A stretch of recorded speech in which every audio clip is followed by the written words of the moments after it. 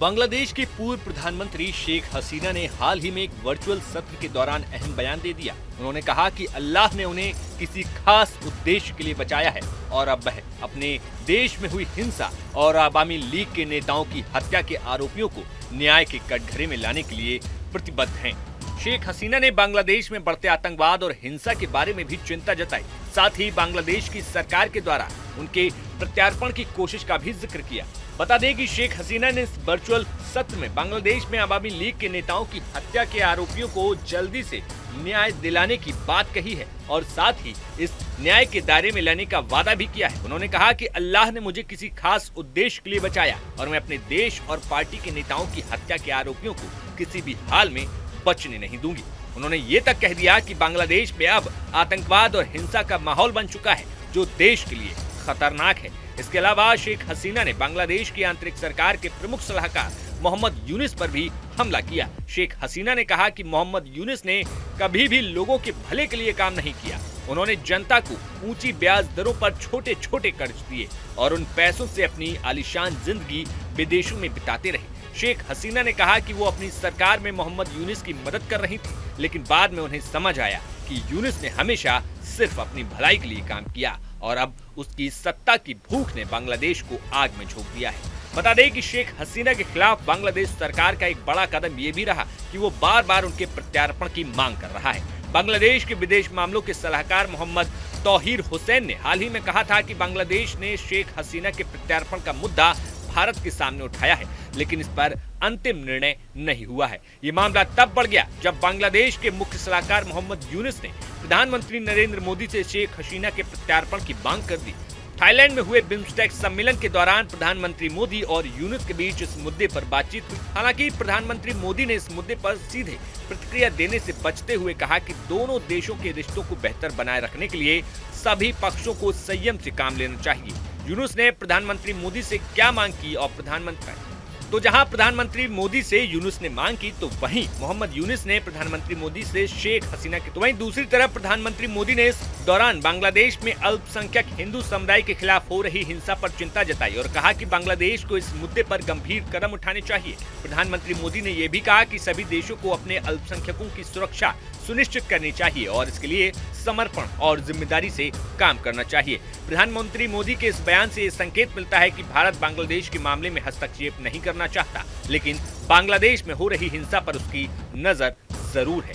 प्रधानमंत्री मोदी ने अल्पसंख्यक समुदाय के खिलाफ हो रही हिंसा पर अपनी चिंता जाहिर की और कहा कि देश को अपने नागरिकों की सुरक्षा सुनिश्चित करनी चाहिए। बता दें कि बांग्लादेश में हुई हिंसा और विरोध प्रदर्शन के बाद शेख हसीना को सत्ता से हटा दिया गया था और बांग्लादेश छोड़ने पर मजबूर किया गया। 2022 में हुए बड़े विरोध प्रदर्शन और राजनीतिक अस्थिरता के कारण बांग्लादेश सरकार ने शेख हसीना के खिलाफ कड़ी कार्रवाई की थी और उस समय बांग्लादेश की सरकार ने उन्हें न्यायिक प्रक्रिया का सामना करने के लिए वापस लाने की कोशिशें की, लेकिन शेख हसीना भारत चली गई।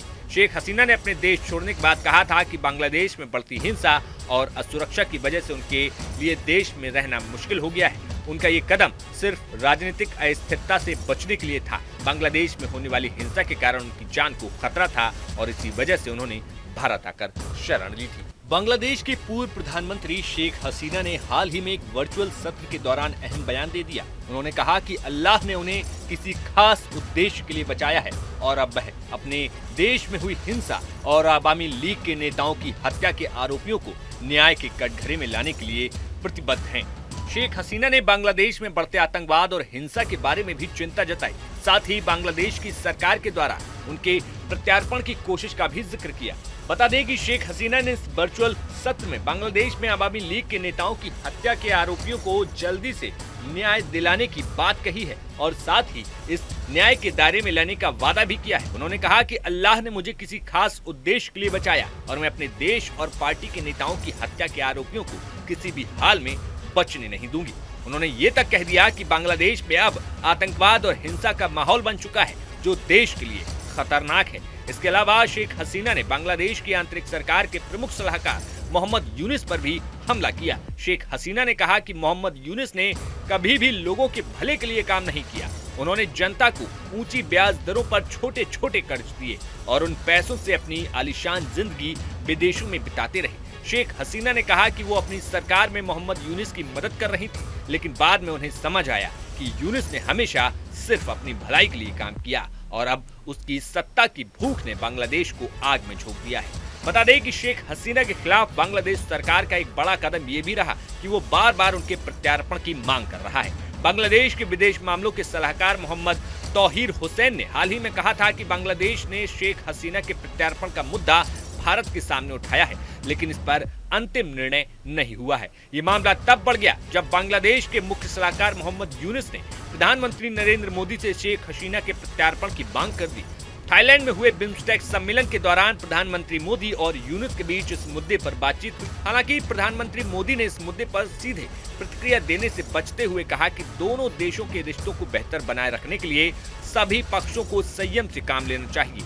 यूनुस ने प्रधानमंत्री मोदी से क्या मांग की और जहां प्रधानमंत्री मोदी से यूनुस ने मांग की, तो वहीं मोहम्मद यूनिस ने प्रधानमंत्री मोदी से शेख हसीना की। तो वहीं दूसरी तरफ प्रधानमंत्री मोदी ने इस दौरान बांग्लादेश में अल्पसंख्यक हिंदू समुदाय के खिलाफ हो रही हिंसा पर चिंता जताई और कहा कि बांग्लादेश को इस मुद्दे पर गंभीर कदम उठाने चाहिए। प्रधानमंत्री मोदी ने यह भी कहा कि सभी देशों को अपने अल्पसंख्यकों की सुरक्षा सुनिश्चित करनी चाहिए और इसके लिए समर्पण और जिम्मेदारी से काम करना चाहिए। प्रधानमंत्री मोदी के इस बयान से ये संकेत मिलता है कि भारत बांग्लादेश के मामले में हस्तक्षेप नहीं करना चाहता, लेकिन बांग्लादेश में हो रही हिंसा पर उसकी नजर जरूर है। प्रधानमंत्री मोदी ने अल्पसंख्यक समुदाय के खिलाफ हो रही हिंसा पर अपनी चिंता जाहिर की और कहा कि देश को अपने नागरिकों की सुरक्षा सुनिश्चित करनी चाहिए। बता दें कि बांग्लादेश में हुई हिंसा और विरोध प्रदर्शन के बाद शेख हसीना को सत्ता से हटा दिया गया था और बांग्लादेश छोड़ने पर मजबूर किया गया। 2022 में हुए बड़े विरोध प्रदर्शन और राजनीतिक अस्थिरता के कारण बांग्लादेश सरकार ने शेख हसीना के खिलाफ कड़ी कार्रवाई की थी और उस समय बांग्लादेश की सरकार ने उन्हें न्यायिक प्रक्रिया का सामना करने के लिए वापस लाने की कोशिशें की, लेकिन शेख हसीना भारत चली गई। शेख हसीना ने अपने देश छोड़ने के बाद कहा था कि बांग्लादेश में बढ़ती हिंसा और असुरक्षा की वजह से उनके लिए देश में रहना मुश्किल हो गया है। उनका ये कदम सिर्फ राजनीतिक अस्थिरता से बचने के लिए था। बांग्लादेश में होने वाली हिंसा के कारण उनकी जान को खतरा था और इसी वजह से उन्होंने भारत आकर शरण ली थी। बांग्लादेश के पूर्व प्रधानमंत्री शेख हसीना ने हाल ही में एक वर्चुअल सत्र के दौरान अहम बयान दे दिया। उन्होंने कहा कि अल्लाह ने उन्हें किसी खास उद्देश्य के लिए बचाया है और अब वह अपने देश में हुई हिंसा और अवामी लीग के नेताओं की हत्या के आरोपियों को न्याय के कटघरे में लाने के लिए प्रतिबद्ध हैं। शेख हसीना ने बांग्लादेश में बढ़ते आतंकवाद और हिंसा के बारे में भी चिंता जताई। साथ ही बांग्लादेश की सरकार के द्वारा उनके प्रत्यार्पण की कोशिश का भी जिक्र किया। बता दें कि शेख हसीना ने इस वर्चुअल सत्र में बांग्लादेश में अवामी लीग के नेताओं की हत्या के आरोपियों को जल्दी से न्याय दिलाने की बात कही है और साथ ही इस न्याय के दायरे में लाने का वादा भी किया है। उन्होंने कहा कि अल्लाह ने मुझे किसी खास उद्देश्य के लिए बचाया और मैं अपने देश और पार्टी के नेताओं की हत्या के आरोपियों को किसी भी हाल में बचने नहीं दूंगी। उन्होंने ये तक कह दिया कि बांग्लादेश में अब आतंकवाद और हिंसा का माहौल बन चुका है जो देश के लिए खतरनाक है। इसके अलावा शेख हसीना ने बांग्लादेश की आंतरिक सरकार के प्रमुख सलाहकार मोहम्मद यूनिस पर भी हमला किया। शेख हसीना ने कहा कि मोहम्मद यूनिस ने कभी भी लोगों के भले के लिए काम नहीं किया। उन्होंने जनता को ऊंची ब्याज दरों पर छोटे छोटे कर्ज दिए और उन पैसों से अपनी आलीशान जिंदगी विदेशों में बिताते रहे। शेख हसीना ने कहा कि वो अपनी सरकार में मोहम्मद यूनिस की मदद कर रही थी, लेकिन बाद में उन्हें समझ आया कि यूनिस ने हमेशा सिर्फ अपनी भलाई के लिए काम किया और अब उसकी सत्ता की भूख ने बांग्लादेश को आग में झोंक दिया है। बता दें कि शेख हसीना के खिलाफ बांग्लादेश सरकार का एक बड़ा कदम ये भी रहा कि वो बार बार उनके प्रत्यार्पण की मांग कर रहा है। बांग्लादेश के विदेश मामलों के सलाहकार मोहम्मद तौहीर हुसैन ने हाल ही में कहा था कि बांग्लादेश ने शेख हसीना के प्रत्यार्पण का मुद्दा भारत के सामने उठाया है, लेकिन इस पर अंतिम निर्णय नहीं हुआ है। ये मामला तब बढ़ गया जब बांग्लादेश के मुख्य सलाहकार मोहम्मद यूनिस ने प्रधानमंत्री नरेंद्र मोदी से शेख हसीना के प्रत्यार्पण की मांग कर दी। थाईलैंड में हुए बिम्स्टेक सम्मेलन के दौरान प्रधानमंत्री मोदी और यूनिस के बीच इस मुद्दे पर बातचीत हुई। हालांकि प्रधानमंत्री मोदी ने इस मुद्दे पर सीधे प्रतिक्रिया देने से बचते हुए कहा कि दोनों देशों के रिश्तों को बेहतर बनाए रखने के लिए सभी पक्षों को संयम से काम लेना चाहिए। यूनुस ने प्रधानमंत्री मोदी से क्या मांग की और जहां प्रधानमंत्री मोदी से यूनुस ने मांग की, तो वहीं मोहम्मद यूनिस ने प्रधानमंत्री मोदी से शेख हसीना की। तो वहीं दूसरी तरफ प्रधानमंत्री मोदी ने इस दौरान बांग्लादेश में अल्पसंख्यक हिंदू समुदाय के खिलाफ हो रही हिंसा पर चिंता जताई और कहा कि बांग्लादेश को इस मुद्दे पर गंभीर कदम उठाने चाहिए। प्रधानमंत्री मोदी ने यह भी कहा कि सभी देशों को अपने अल्पसंख्यकों की सुरक्षा सुनिश्चित करनी चाहिए और इसके लिए समर्पण और जिम्मेदारी से काम करना चाहिए। प्रधानमंत्री मोदी के इस बयान से ये संकेत मिलता है कि भारत बांग्लादेश के मामले में हस्तक्षेप नहीं करना चाहता, लेकिन बांग्लादेश में हो रही हिंसा पर उसकी नजर जरूर है। प्रधानमंत्री मोदी ने अल्पसंख्यक समुदाय के खिलाफ हो रही हिंसा पर अपनी चिंता जाहिर की और कहा कि देश को अपने नागरिकों की सुरक्षा सुनिश्चित करनी चाहिए। बता दें कि बांग्लादेश में हुई हिंसा और विरोध प्रदर्शन के बाद शेख हसीना को सत्ता से हटा दिया गया था और बांग्लादेश छोड़ने पर मजबूर किया गया। 2022 में हुए बड़े विरोध प्रदर्शन और राजनीतिक अस्थिरता के कारण बांग्लादेश सरकार ने शेख हसीना के खिलाफ कड़ी कार्रवाई की थी और उस समय बांग्लादेश की सरकार ने उन्हें न्यायिक प्रक्रिया का सामना करने के लिए वापस लाने की कोशिशें की, लेकिन शेख हसीना भारत चली गई। शेख हसीना ने अपने देश छोड़ने के बाद कहा था कि बांग्लादेश में बढ़ती हिंसा और असुरक्षा की वजह से उनके लिए देश में रहना मुश्किल हो गया है। उनका ये कदम सिर्फ राजनीतिक अस्थिरता से बचने के लिए था। बांग्लादेश में होने वाली हिंसा के कारण उनकी जान को खतरा था और इसी वजह से उन्होंने भारत आकर शरण ली थी। Bureau report, news nation. News nation अब व्हाट्सएप पर खबरों की ताजा अपडेट के लिए न्यूज नेशन के इस QR कोड को स्कैन करें।